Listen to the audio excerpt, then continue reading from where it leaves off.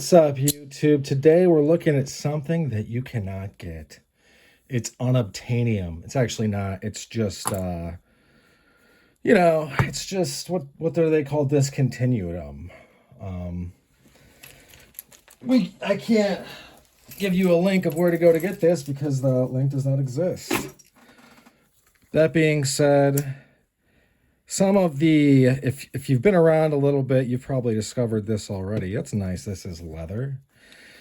That some of the Ontario Knife Company knives are hard to get. They are not easy to get. And that's because they're discontinued. And this is the Ontario 9, as you can maybe see, maybe not see. SP9. I'll try to bring it up.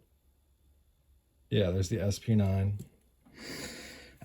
This is the broad point. What this actually is the Smatchet from World War II. We're going to do some measurements as soon as I find where I put, here it is. As soon as I find where I put this. So 6 inches about of Smatchet. That would be 12 inches of edge. Basically, if you live in a place that is going to be not cool about that, probably not carrying it would be the best. This is a little bit over like 11¼ inch overall, 5¼ on the back end. This is metal, which is very nice. Has a place for you to get some 550 cord through there. Very neat stuff. Let's see how much it weighs. We're gonna do the whole rigmarole because I just got this. This is more or less an unboxing, so we're gonna do everything. Hang on, I got excited there. Gotta let it zero out.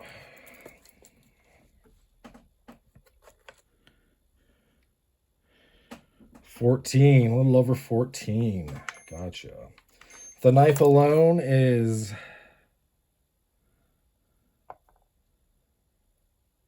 10 almost on the nose.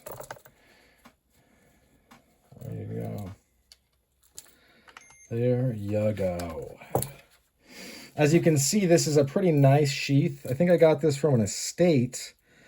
I think that because the person also sent me a bunch of forks and about a half dozen knives I threw away because they were totally trashed.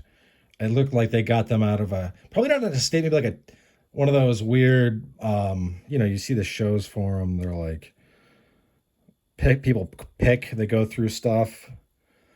They might have got a storage locker. That's the word I'm looking for. Let's get some more measurements.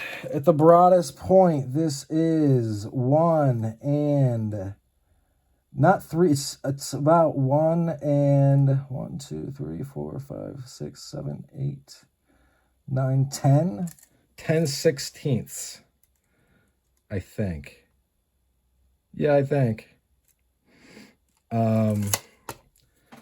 So if you were to stab someone with this, well, first of all, it's cool that it's well balanced. It is pretty well balanced.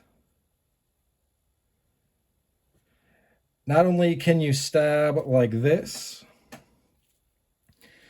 but a thrusting like a gladius, this is going to excel at that, as well as the chop.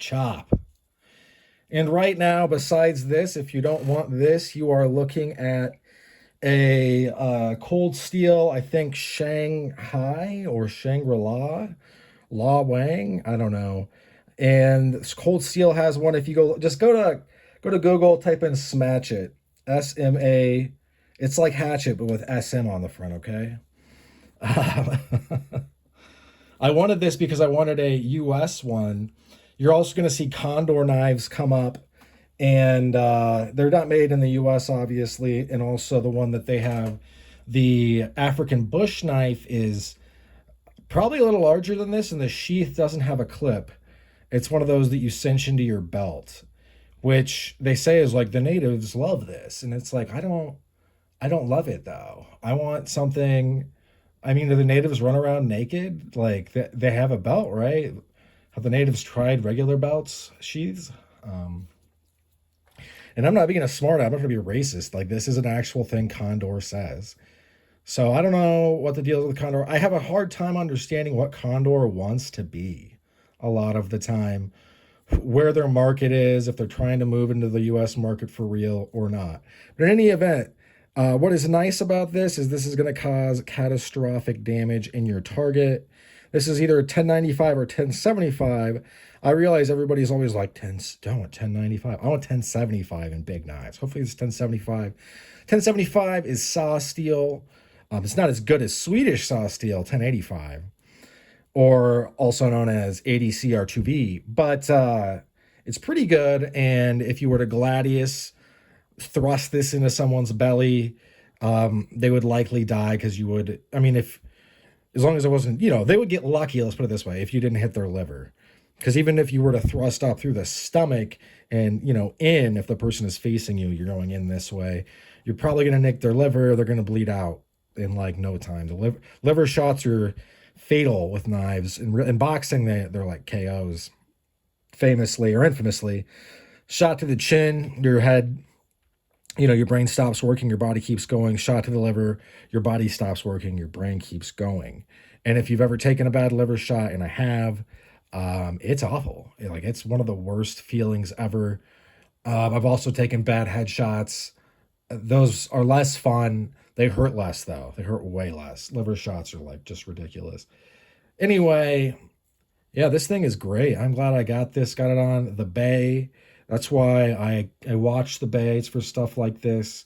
Had to outbid a couple people in the last moments. That's how eBay really works, is you're going to wait till the last moments, and then you're going to try to outbid probably 2 or 3 people. If you buy any GECs on the bay, you're used to that. Holding this, it makes me want to get the dagger. I don't know if it's the SP10, but it's a dagger with serrations on this side. It's like a play on the Mark III or the trench knife. It's only $50 because nobody wants it, because it's a fighting knife, and like unlike the SP1 or the SP2 or the SP6 or the Marine Raider Bowie knife or the other Bowie knife or the weird Mad Max looking tool that is basically a machete crossed with a pry bar. These things are only really going to be good for knife fighting. Could you potentially do other things with them? Yes. And I think with this one especially, you could do many things. But what is it best suited for is killing people. I mean, that's what this is for.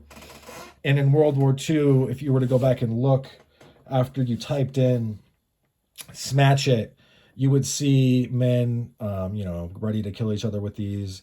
You'll hear something by Fairbanks, the guy that has made a bunch of these knives back in World War II. How when you grab one of these, soldiers turn into badasses basically, and they're ready to just kill. Like, they just want to kill. And something tells me they probably wanted to kill the whole time. I don't know if that, but these were basically used more in Europe than the Pacific Theater. The Pacific Theater would be the Marines, and the Marines were using K-bars. That's why I think also these are a little bit more niche, is because the theater of operation, and this was more of like a special forces type thing. This wasn't issued to the common G.I. Joe type person. This would have been more of a British thing. And, the British and many other people that were either too old to be infantry or just too specialized, they would do special ops and go out and kill the Nazis at night and murder the shit out of them in many different ways. But yeah. In any event, that's all she wrote for this one. Thanks for sticking with me to the end. Keep your eyes open for this knife. If you can get it, I would. Have a great rest of your day. Goodbye.